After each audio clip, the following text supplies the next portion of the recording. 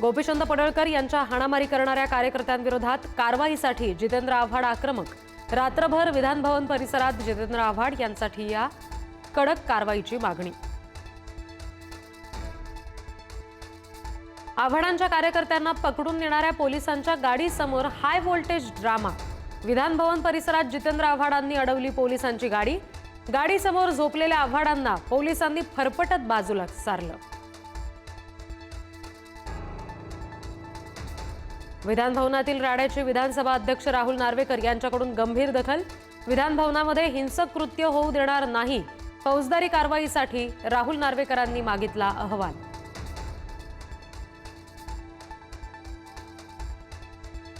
साहेब, आम्ही गोपीचंद पडळकरांना मारणारच.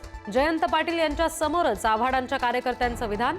आक्रमक कार्यकर्त्यांशी जयंत पाटील यांच्यासोबत चर्चा. मराठी अमराठी वादाच्या पार्श्वभूमीवर मनसे अध्यक्ष राज ठाकरे आज मीना भाईंदरमध्ये जाणार.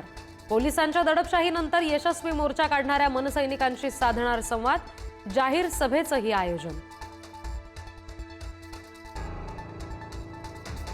महाराष्ट्रात कोणत्याही परिस्थितीत त्रिभाषा सूत्र लागू होणारच, मुख्यमंत्री फडणवीसांचं वक्तव्य.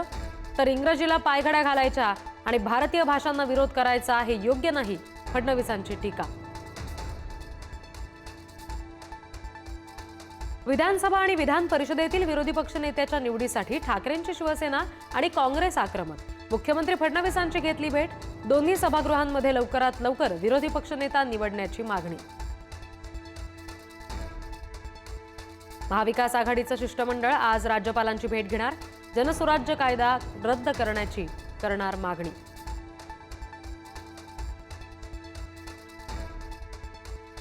स्थानिक स्वराज्य संस्थांच्या निवडणुकांच्या पार्श्वभूमीवर फडणवीसांकडून बैठकांचा सपाटा. मराठवाडा, उत्तर महाराष्ट्र, पश्चिम महाराष्ट्र यानंतर काल विदर्भातील आमदारांसोबत बैठक. विजयासंदर्भात दिला कानमंत्र. ख्रिश्चन धर्म स्वीकारणाऱ्यांना अनुसूचित जातीचं प्रमाणपत्र देणं घटनाबाह्य. धर्मांतर करून मिळवलेलं अनुसूचित जातीचं प्रमाणपत्र रद्द होणार. मुख्यमंत्री फडणवीसांचा इशारा.